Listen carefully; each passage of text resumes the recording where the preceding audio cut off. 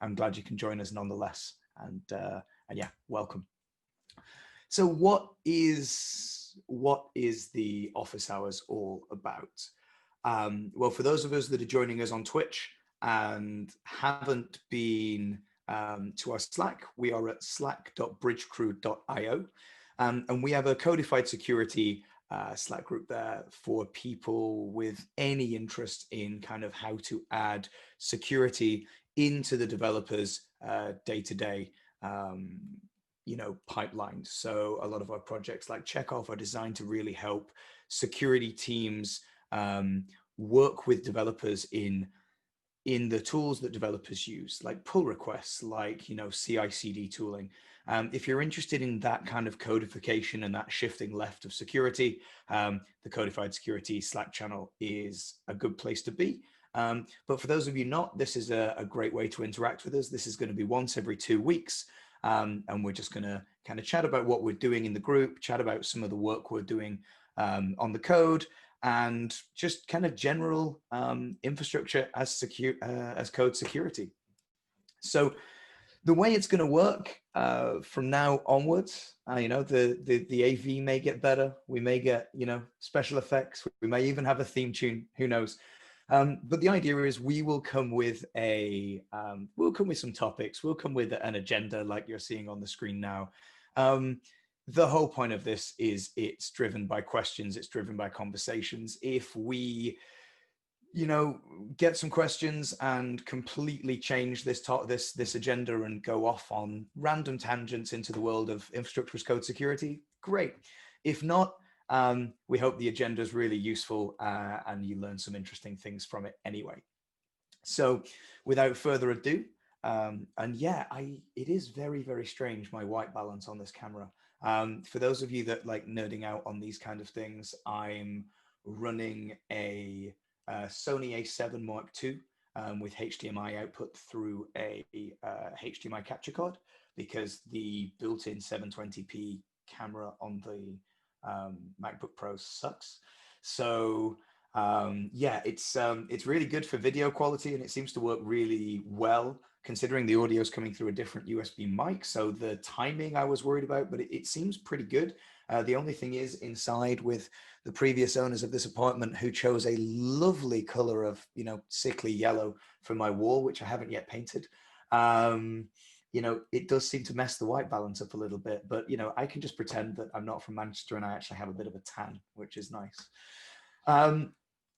Before we jump into today's topics, obviously this is a community call. It's all about the community. Thank you so much for all the recent closed PRs. Thank you for the contributions, whether it be documentation updates, whether it be new checks in Checkoff, whether it be, parsing and syntax changes because of some, new embedded types within Terraform. Or even kind of ideas for, whole new ways of using the tool, which we're going to talk about a little bit later on, actually. Kevin Hock had some great ideas we were discussing, which I'd love to kind of capture in this call and discuss with Barak when he arrives, about reducing the overhead for development teams that put a security tool in their pipeline for the first time. That can be a bit overwhelming, especially if it comes back with a lot of results.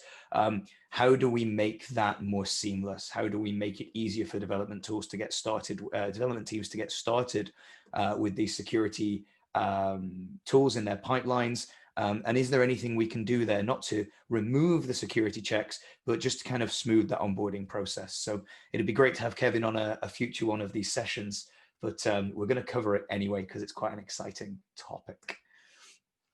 So yeah, thanks to everyone. And also thanks to the new PRs we currently have. We will get around to them as soon as possible. We really appreciate all of the contributions. And I know that for a lot of you, it's not your first PR. So, thanks for your continued support on the projects. Obviously, any discussions, any help, you need to nag any of us for thoughts or comments on a PR or, code changes you're about to embark on. Find us in Slack, find her on Twitter. Or flag a question right here in this community call. Please do use the chat room if you have questions. And yeah, without further ado, we'll get onto the news. So I thought it'd be kind of fun. I don't know about you all, but I was on a Howdy Partner AWS call, slight change of topic here, yesterday, and it was run by a Texan. And so I really did nearly say, I don't know about y'all, which does just sound so much better. But yeah, I don't know about you all. But certainly working from home during the COVID, ongoing insanity that's going on, I do find that I'm missing out on, just bumping into people in the same sector or working with people in an office and then being like, hey, have you seen this blog, or have you seen this like write-up, or have you seen this like really cool thing that's happening?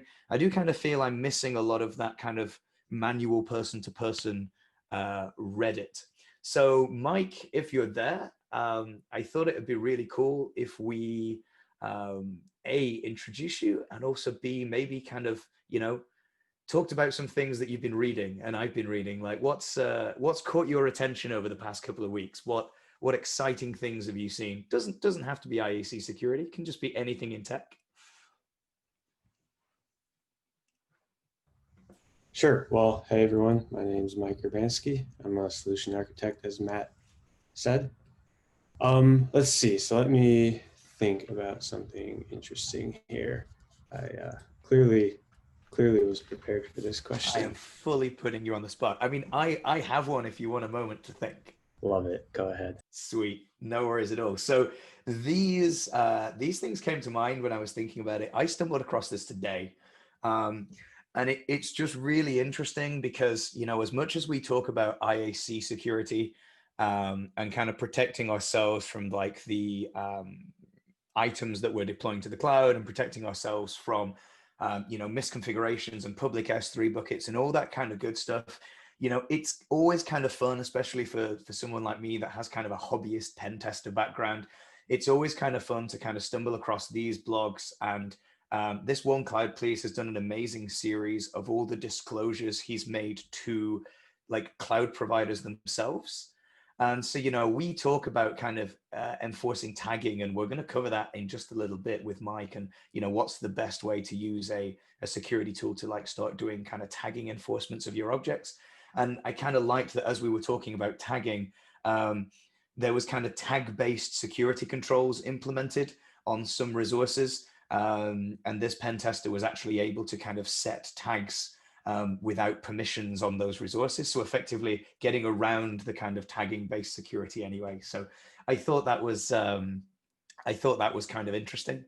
And then the second thing I was reading, and I was actually reading this while preparing for a presentation to security B-sides in Boston the other day. And I came across this, which Barak had actually already pointed out to me, but I'd missed it. And it's a blog on kind of Twilio's Security Operations Center-less automated runbugs. And it was just interesting. They've put some code on GitHub about how they're basically using a load of the screenshots in the GitHub. How they're using a load of kind of the built-in primitives of AWS to basically take alert sources, like Bridgecrew, like Chekhov, like, Prowler, like one of any other kind of alerting source tools, and kind of using some of the built-in AWS primitives to kind of completely automate away the day-to-day kind of decision-making trees of this, some of the simpler options of the security operations team to allow the SOC team to kind of focus more on the bigger fish and kind of issues that actually need, some manual research and things like that. So I thought that was pretty interesting. And yeah, well worth a read just to see how different companies are kind of trying to use these cloud constructs to automate around security. And, it kind of highlights what we know, that security is hard, and without automations, without DevOps, without the same practices we apply to code, we're not going to win that battle as we start seeing quicker and quicker deployments and larger infrastructures. So yeah, they were my two takeaways for this week. But then again, I had time to think about those. How about you, Mike? Putting you back on the spot.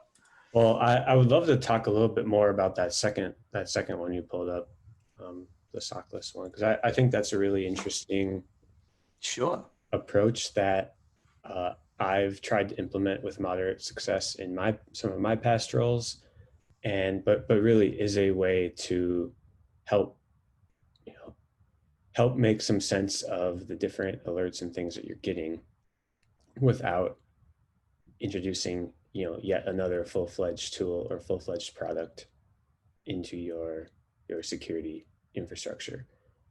In many cases, there are some specific things that you want to be able to pull out. Like an example that from my past experiences, like we wanted to look for just really, really specific data loss prevention type events.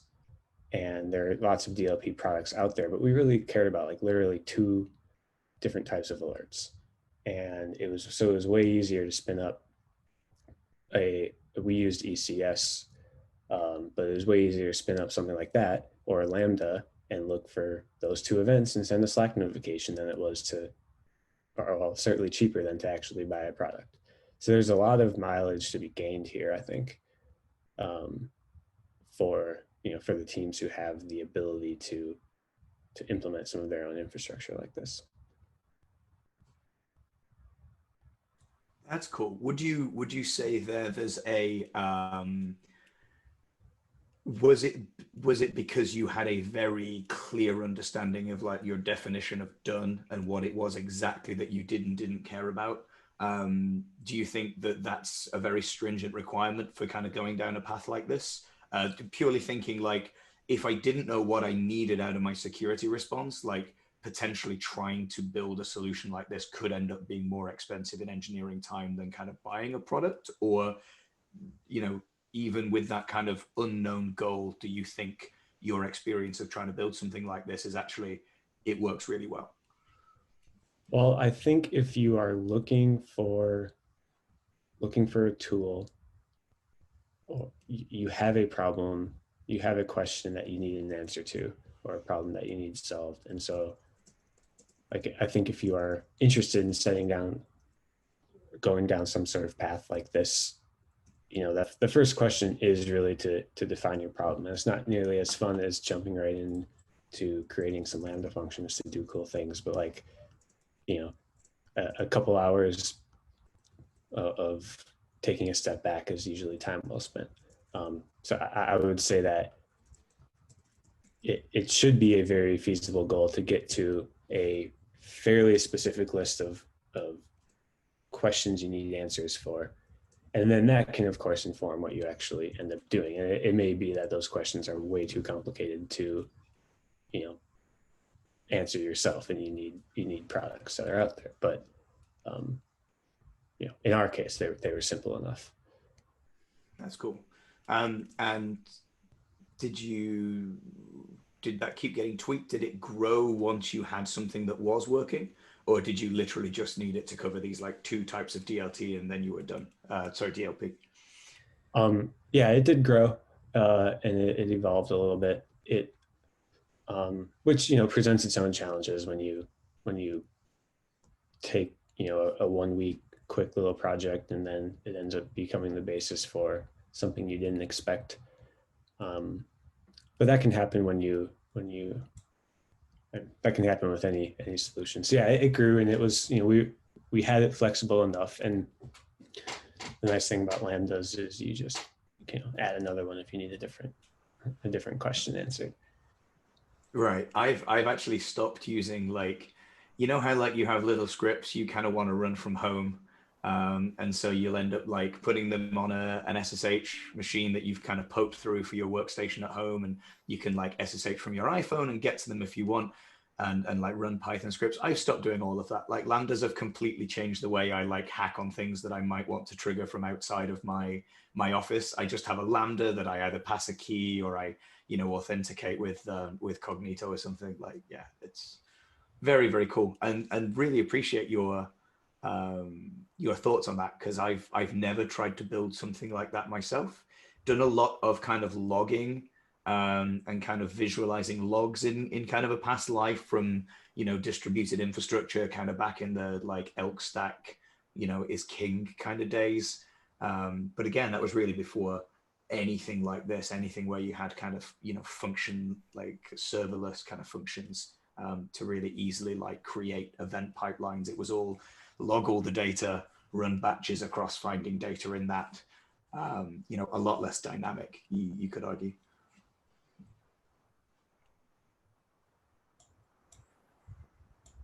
Hey. Yeah, stuff. Hey, Barak. Guys, what's up? Hey, Barak. Welcome to the chat. We did say, everyone, that Barak, our fearless CTO, co-founder, and author of Chekhov, would be joining us a little bit later. We were just talking about the news section. Kind of, we were saying that during COVID, it's been really hard to kind of bump into other colleagues and engineers and be like, "Hey, did you see that? Did you see this blog?" So we were just kind of going through things that have interested us online over the past week or so. I was talking about the SOCless thing that you actually showed me. To put you back on the spot, like I put Mike on the spot a moment ago. Do you have any interesting reads or any interesting blog articles that have piqued your interest recently? So actually, around the SOCless, I don't know if there is a very famous blog, well, famous in our community, by Alex Masteretti, I think, who is a director of engineering in Netflix, I think, or was. Today, I think he's the CISO of Remitly, that wrote some of the philosophy around this SOCless approach before Twilio have developed that.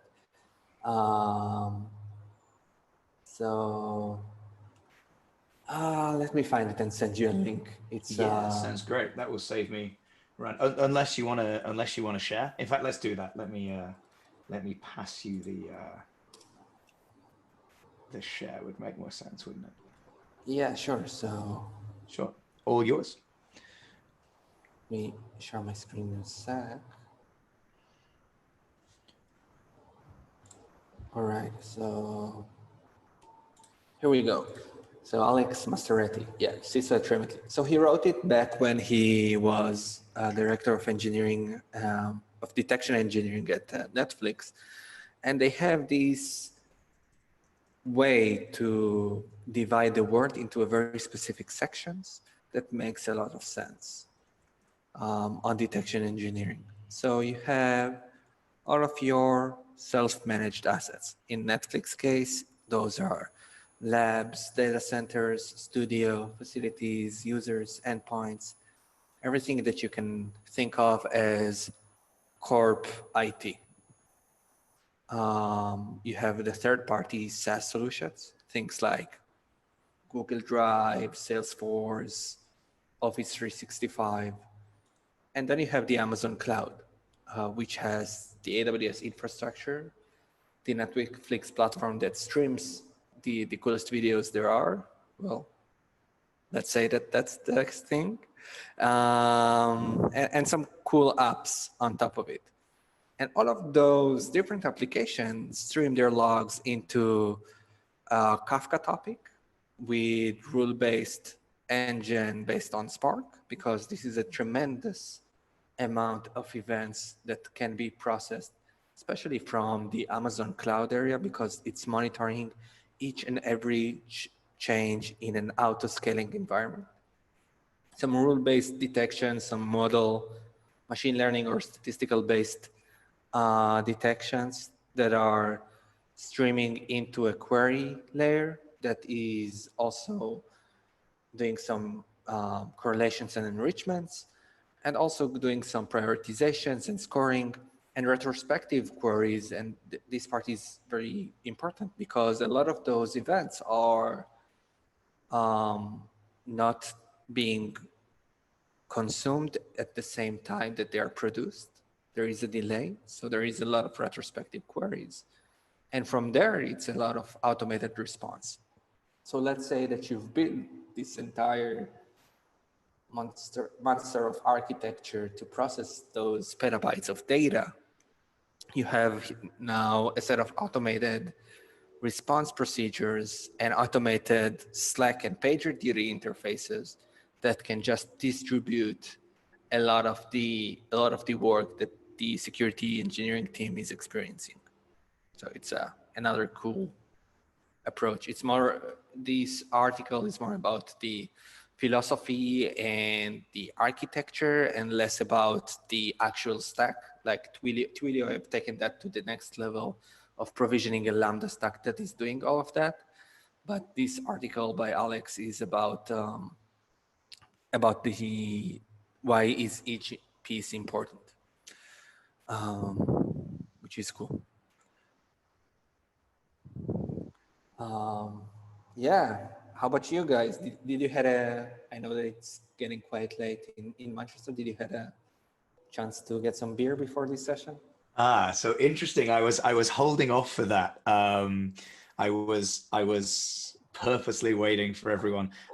Mike, I know it's a little early over there for beers, so it's not mandatory. If you feel it might cause the rest of your day a little bit of an interesting start. Yeah, I'm gonna pass it. It's 12:40 p.m. on a Tuesday.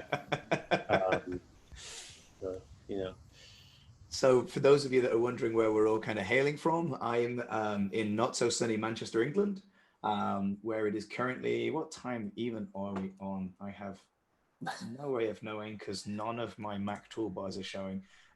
18:39. So yeah, definitely beer time. Barak, it's even later for you, right? You're in Israel. Yeah, so it's 8 p.m. 39. 8 p.m. So yeah, understandably, Mike's the odd one out here. We might have to do a later one day where you get to have a beer, Mike. Yeah, that sounds good. So before we hand over to, in fact, no, let's hang over to Mike first, and then we'll talk beer a little bit, Barak, because I really want to kind of show everyone this actually. But one of the topics that we did want to cover today was a little bit of a demo, just to get people's feedback and get people's thoughts. We were on a Twitch call with AWS yesterday, talking kind of partnerships, and they had a really interesting and engaged audience that were kind of asking a load of questions about Bridgecrew and about security, tying into DevOps in general. And one of the things that came up was like, where do security policies fit that aren't written by developers? So obviously within Chekhov, you can write policies really easily in Python. But what about, a security team or a team that wants to talk about tagging? Tagging is something that's organization by organization. One size isn't going to fit all. It doesn't really make sense to have like Python rules like out of the box for tagging in certain scenarios. How do we allow people that maybe aren't programmers, maybe aren't developers, to kind of add those kind of checks really simply into a DevOps style workflow? And so there's a feature within kind of Bridgecrew that Mike and the dev team has been working on. And Mike, if you wouldn't mind kind of showing us what we think is a good way of kind of bridging that gap between development style rules and kind of organizational style rules. Yeah, definitely. And then a cool thing about what I'll show is, how many clicks does it take? There we go. A cool thing about what I'll show is, that this also adds another layer of customizability to the platform that, our Chekhov users, especially our power users, definitely love today, the ability to write custom checks. And now the Bridgecrew tool platform has this as well. So I'll just walk through here. So our policy editor is essentially a wizard that allows you to define your own checks for your own resources. So I'll do a simple example here, looking for a specific tag on S3 buckets for an owner. And the tool allows you to write your own guidelines as well. And these are important. If you've seen the other guidelines we write in the Bridgecrew platform, we write very useful guidelines for developers that that are really targeted at whoever is fixing the issue to make it very easy for them to fix and reduce some of that friction. So you can add that here as well, add an explanation for what accepted values might be, etc. We'll show you it live in the preview here on the right as well. And then you can also expand the specificity further and add your own categorization. You can map it to compliance benchmarks, which for this one, maybe wouldn't be necessary, but you can imagine checks that you might want to consider as something you care about for PCI or something. Then we give you this really cool wizard to actually select the resources and attributes that you care about for this check. And this is really easy to use. It's pulled from the Terraform resource model. So if you imagine all the Terraform resources and attributes, that's what you see here. But the cool thing is it also works for your actual resources in your cloud environment as well. So if you imagine exporting those to Terraform, these are the attributes that you'd be able to check on them. So with one policy, you can check both your code and your Terraform code and your cloud resources. So you can select from this field. You can also type with some free form. So for example, we don't necessarily know all of the different tags that you might have, but we'll allow you to do a syntax like this in order to look for a specific type of, or specific name for a tag. And then you use this handy exists operator. And so this will pass for any resource that has an owner tag. And I'm not sure why this policy preview is not working here. However, fortunately, I've already created this policy. So I created one for security groups earlier. And here's a simple example. So we have a Terraform resource. It has no tags, so it certainly does not have an owner tag. And therefore, it's considered a violation, an error in the tool. And I think we actually don't have an AWS account integrated in this Bridgecrew organization, but security groups that were actually in AWS that didn't have this tag would also show up here. Maybe on the side, I can try to pull up another window that would have this, so you don't just have to take my word for it. Yeah, I think so. The nice thing about this policy engine is essentially it doesn't matter if you're doing the changes to your infrastructure on each commit, like Terraform, CloudFormation, or any other manifest, or doing it directly in the console. Essentially, the same policy within Bridgecrew will catch for both instances, for the build time instance that is written in the manifest, and the runtime instance that can be also managed via the AWS console or CLIs. So Bridgecrew will catch those changes and those policies violation on each and every step of the way. Sorry, Mike. Just creating this policy in another account that has AWS. If you wanna, can you fill 30 more seconds? Yeah, sure. So I think that the nice thing about it is outside of the current operators that it has, like contains, exists, equals, not equals, passive. Moving forward, we saw the limitations of a tool like Chekhov or OPA or any other static analysis framework, is that it is limited to the context of a specific resource block. And what a lot of customers have asked for us is for sophisticated correlation rules, like build a policy of, even a Chekhov users have asked for that too. Build a policy that tells me what resources are public. Build a policy which tells me if each VPC has a VPC flow log attached. And essentially, those are relation queries between two resources. A relation query between, so in Terraform, if you choose to create a VPC, it's one block, and a VPC flow log is another block that references the first one. And so it's a path query. Is there a path? Think Dijkstra, like in the graduate degree back then. So is there a path between a VPC to a VPC flow log if they're essentially in a graph that has this dependency mapped on? Or on a public resource, is there a path from a security group rule with 000 as the CIDR to a security group to an EC2? That means an EC2 is public. And also correlate that with the network ACLs, the routing table to really verify that the subnet that EC2 is located in is public. So you have two path queries, and if both of those are violated at the same time, you have a policy violation.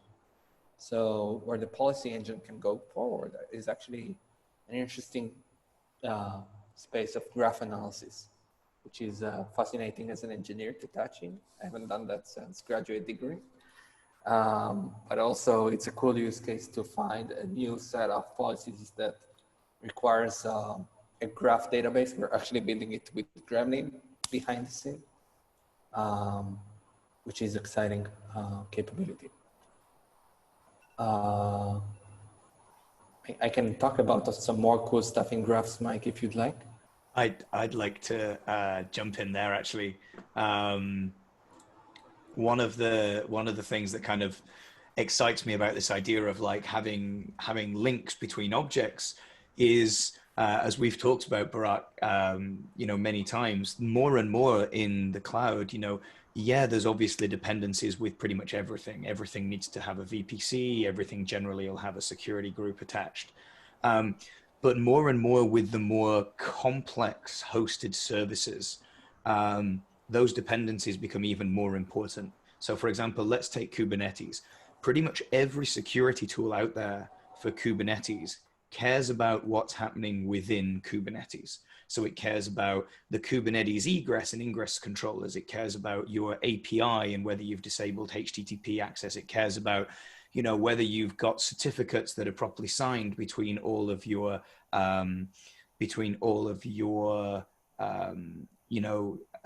Envoy or, Nginx or kind of, edge nodes for ingress. What it doesn't care about is, well, my Kubernetes security might be 100% perfect, but do I have that Kubernetes cluster running on EC2 VMs, managed or unmanaged, that then have a accidental ingress rule on the VM itself, which is exposing an internal logging or monitoring port, or exposing a HTTP unencrypted Kubernetes endpoint that's meant to be internal, which is actually not internal? And am I right in thinking that, fully graphing out something in Chekhov or in the platform with a graph database would allow me to assure all of my Kubernetes nodes and objects never make their way down that graph to something which has public access or something running on an insecure VM. And it would allow us to kind of assure the whole stack right down to kind of AWS or any other cloud provider's baseline. Definitely. So the graph database should allow us a lot of flexibility. There are also open source tools that are great out there, like Cartography by Lyft and CloudMapper, that gives hints on those areas. But I think that we're the only ones that are trying to do the same for infrastructure as code. So essentially, when you map dependencies of all of those assets back in infrastructure as code, it really can stop a commit and tell you, hey, you've added this new Kubernetes definition. It will expose this amount of pods. Do you really want to do that? Or, hey, you're doing this security groups change. Take a look on this blast radius a minute before you're committing that to your GitHub repository. That's very, very cool. Yeah. There's also a very cool open source named Blast Radius that is all about drawing this architecture and the connectivity between assets. Unfortunately, it doesn't have like a check of integration. I'm not sure if it is still maintained, but it was cool like a year or two ago when they launched. I really hope it will pick up. I'm going to check that out. Yeah, last commit looks like it was about 9 months ago. And the build is failing. But yeah, I've just found the open source project for it reasoning about Terraform dependency graphs with interactive visualizations. Let me paste that in the channel for anyone that's interested. That's very cool. Sorry, Mike, we kind of went off piece there, didn't we? I mean, that's all. I think that was you guys were going to talk more about that, and it's really cool stuff. Like I can't wait to have that become more available, and really open up the expressiveness of the policies you can create.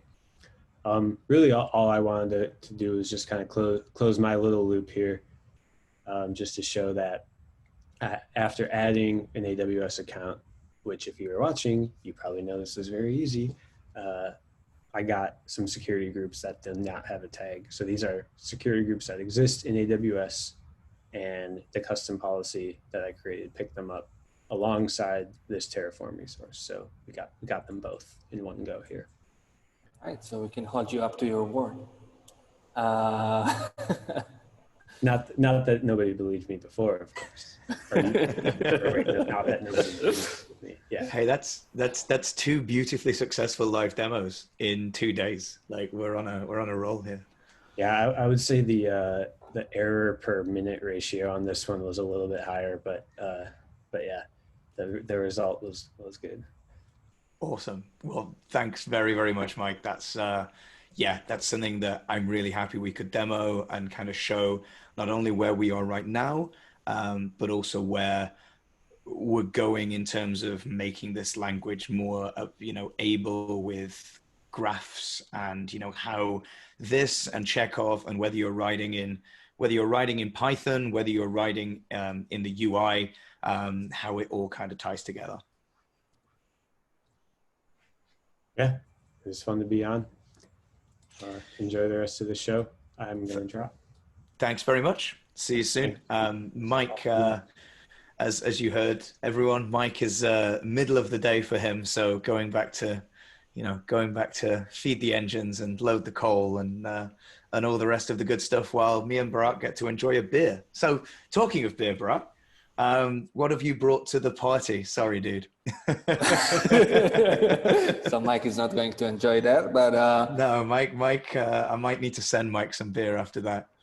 So it's the most random beer I could think of that I could order today. It's Mexicana craft beer, which is an Israeli Mexican craft beer. It's very niche. Nice. It's a blonde ale, fruity one. It's nice.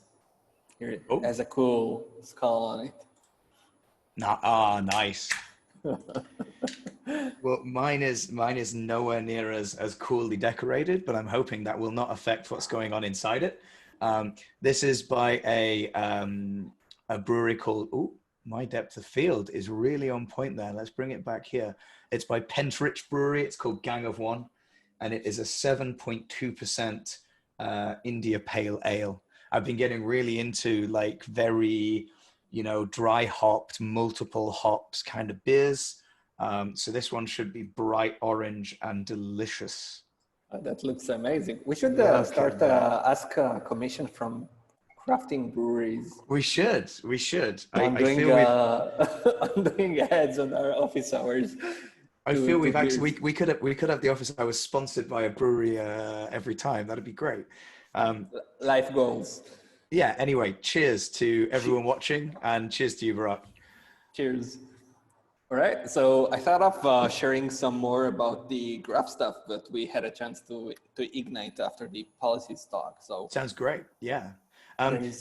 Everyone watching, by the way, happy to deviate, happy to change all of this kind of schedule. So if you do have questions, if Barak has hit the nail on the head of something and you're like, ooh, I want to know more about that, please do put it in the chat. Let us know, and we'll do our best to answer those. All right, cool. Yeah, so any question that you have, feel free, hit me. So Marqeta, which is an online payment company of some sort, have taken Terraform back in 2018, and the security engineering team have decided that if you describe all of your cloud infrastructure as code, why not describing the threat models of your cloud infrastructure in the same way, and map the different assets in your inventory that is described in Terraform as threat, risks, and actor. And they've written a very nice blog post about it by Blake Hitchcock. I don't know if he's still there, but the goal of that specific component was super interesting for me, because large enterprises have a very complicated cloud infrastructure, because you have a lot of teams developing in the same time. Each team wants to try something else. It is really hard to understand what's happening, where it is happening by who, and are those change reflects a real threat to your cloud environment. And do you, as security team or DevOps team, are you focused on the right place in your architecture? So they built a small data flow diagram library that can integrate back to Terraform and can create a threat model, meaning they can map very easily what's inside an external network, what's inside a third-party service, and what's inside the AWS account. There are already communication protocols on top of that, which are essentially the basics of threat modeling. And right now that I have this specific drawing, I can answer threat models questionnaires, stuff like, is all transit encrypted? And I can say, yeah, it is encrypted. We have HTTPS or TLS for any traffic that is defined in that architecture. So it's very simple to define, and you can define the threat model with dependencies on your infrastructure IDs in Terraform 2. So Marqeta have created a provider for that. And if you will hit Terraform graph, the command Terraform dot, you'll get a generated graph model with a threat model. So what I thought is people should really take that piece to the next level. They should, instead of creating fresh start threat models in Terraform in a new provider, there should be some way to read an existing Terraform code and automatically generate a threat model on top of that. There are some challenges in doing that because you have networking and IAM. It is really hard to draw them both in the same way. But essentially, as an idea, it can be very interesting to have automated drawing of an architecture and threats based on your code. And it's not like over PCI or CIS controls, but over a more complex architecture. It also communicates with the graph thing that we're building. But it will give you the ability as an engineer to to take a step back, look at the entire architecture and say, is that control really a risk or not? Yeah, I really, it blew my mind when I saw that previously. I keep having my confusing my Zoom and my Twitch stream. We're doing this through Zoom, as you can tell. So every time I keep hunting for my unmute button, I'm hunting in Twitch. But I guess that's just first episode, issues. So apologies for the silence there, bro. Yeah, very, very cool. Thanks for sharing that. Yeah, I've also just heard on the back. chat. Oh yeah, please do. I've also just heard back from Mike. He said he's very jealous of our beers, but that's his time zone problems, not ours. So cheers again. Yeah, so like I think it'd be great if we're going to do this again with good cadence. We're going to do this once every 2 weeks. We're going to hopefully bring what's new, not only from Bridgecrew as a company, the tech. We're going to hear from some of the devs on some of the problems they're working on, like the graphing database and how that ties into Chekhov, how that ties into kind of IaC security as general. Also to take questions. And one of the things I would love to do is get one of our contributors on one of the episodes. So we have one here. I see that Chris Mavarkis is on the chat. So hi, Chris. Chris is hey, a Chris, how's it going? Created our GitHub action. That's awesome. Awesome. Let me quickly share my screen again. Gonna have to get better at this, I think.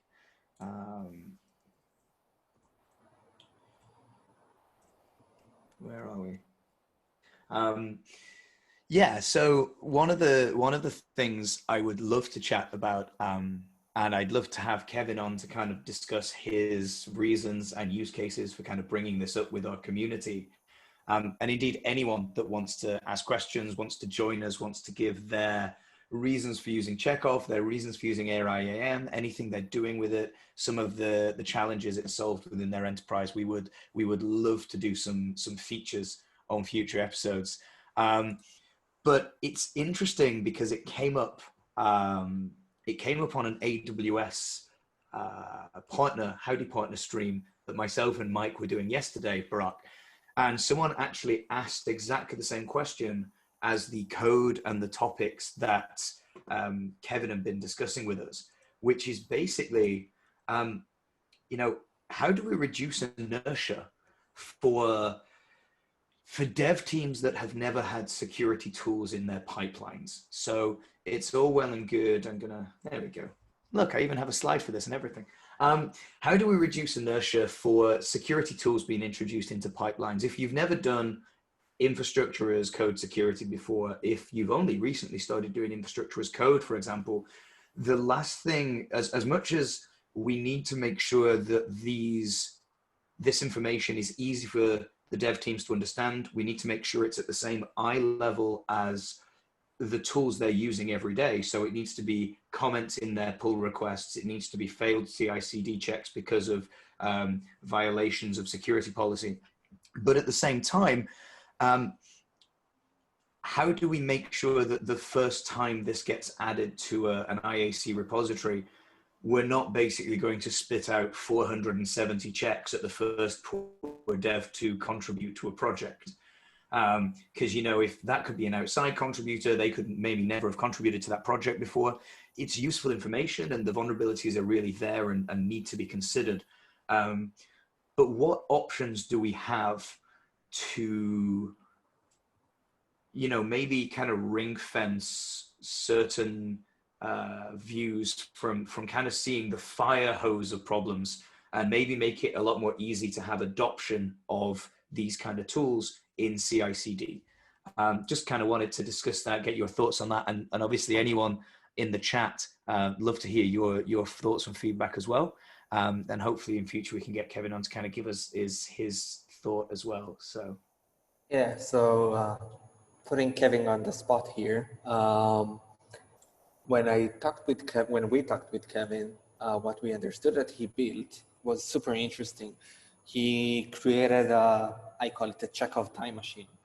He automatically executed Chekhov against a commit history. So he went back 30 days in time and ran Chekhov over each day that had a Terraform change in his Terraform repository. And then he said, all right, my goal as a security engineer is to have Chekhov embedded as fast as possible and grow from there. So if I have 300 violations, I cannot really break every build. So my goal is to identify what is the most common check over time, and skip it just for now, for a midterm, until I fix all of my Terraform code. So he executed Chekhov on each and every commit across the history automatically on day one. And then he understood what policy, what check is the most common one, and decided to ignore that automatically. Which is essentially, if he wouldn't done that script, it would have taken him 30 days to understand what is the most noisy check in his organization. But with his script, he can now, in, I don't know, 15 minutes of execution, understand what is the most popular check, and what is the most noisy one and what is not, and what can he start to enforce on each and every bit, which is a pretty amazing way to think on Chekhov. And I really hope to see him contributing that piece either on a side repository or to the original code base, but it's a super interesting way to use it. So was he then kind of dynamically updating his like CI/CD pipeline YAML with kind of suppression of the checks that had turned up in this scan? So essentially where we got into is, as first point, just learning what is common in organization. It also kind of ties back into threat modeling. What is the most common security risk that I have, or what is the most common security control that I'm violating? Is encryption always turned off? All right, I should take that offline and fix it later on. But for the small things, yeah, you can start by steps, and this is, I think, the way that he looked at it. We haven't catched up to understand if he taken it a step further to automatically update the GitHub action, but thinking about it out loud, I think that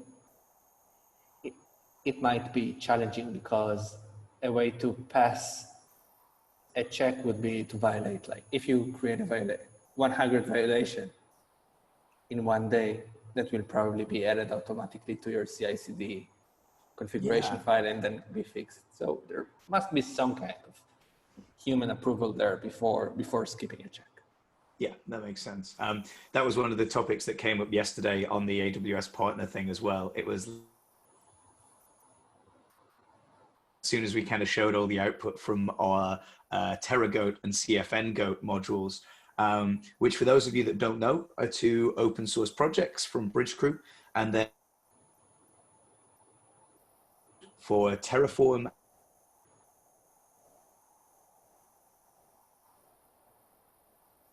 I think that you're breaking up. I cannot hear you. Oh, now I can. Can you hear me okay? Yeah. Now I will go again just in case. I was saying TerraGoat and CFNGoat are two purposely vulnerable sets of infrastructure as code that we maintain as open source at Bridgecrew, and they're designed to help you understand, you know, what build time scanning of infrastructure as code is all about, you know, the kind of vulnerabilities that you might find in Terraform or CloudFormation, and how something like Chekhov can help you stop those ever getting to production, or in fact getting to any cloud provider, because we can highlight those issues before they become an object in AWS, before you do a Terraform apply, before you deploy your CloudFormation.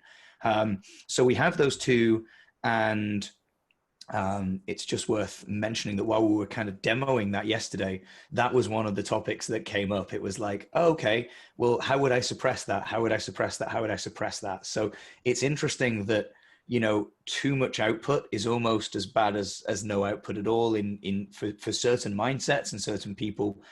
So I just thought this was a really interesting topic to have on the community call. You kind of telling me about this conversation you had actually got me thinking, like, how would I, like, what other interesting ways can we use Chekhov, but kind of decide which output to show based on certain things? And one concept I came up with, and I'm sure you're going to tell me why this is a really bad idea in just a moment. But one concept I came up with is, what if every CI/CD run that ran Chekhov effectively looked like back through the commit history, performance aside, you'd probably need some kind of state or some kind of Lambda to persist this, so you're not actually scanning every single commit. But what if you go back through the history, almost like, first in, first out, like pipe, and you look at like the last three, say the last three violations, the newest three violations to occur, if you are adding a, dumping Chekhov into a repo for an organization that has never, ever had this kind of stuff in their pipeline. So instead of showing maybe the 500 violations in that deployment, every engineer that's meant to be part of a DevSecOps team to get that PR pushed and committed just has to focus on remediating the latest three. And then once they're remediated, the next person that raises a PR will do the next three. And then, you know what I mean? Just kind of gating the results. So I actually think it's a great idea. I think it would work. It will probably be a good way. If you have like a lot of noise in Chekhov, that would be a good way to start. I just couldn't think of any way of doing this without, the great thing about Chekhov is it's a single binary. All the checks are built in by default. You can bring your own, as the community knows, if you want to in Python. But I couldn't think of a way of enabling this feature without having to make Chekhov like a service. Unless Chekhov was kind of using self-committing, which you can do pretty easily within GitHub actions, to kind of commit its own little like .chekhov, MySQL light DB or something, where it's keeping the details of the scan and things. Either that or committing the JSON output. If you use Chekhov with JSON output, you can run it with JSON output and do JSON compare and try that. Okay.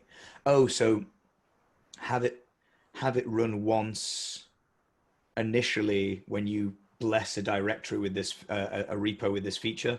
It would run once against all the previous commits and store a JSON file per commit. And then effectively have the newest ones get the head, get the commit IDs, look up the existing JSON files for those IDs, and then produce the output into the PR or something like that. Yeah, I think that would work. Awesome. A little bit of tinkering, but you can make it work. Yeah. It's a good idea, actually. We've gone full on live like pseudo coding on the internet. This is quite fun. Yeah, it is. All right. I'm very sorry to hear my audio is breaking up. Chris, did it get any better, or has most of this conversation been illegible? Because if so, we'll kind of write it up and put the last topic on the blog because it was quite interesting. Perfect. Thank you very much for the feedback. All right. Cool. Awesome. So that was wonderful. Thank you for arranging this, Matt and Angela.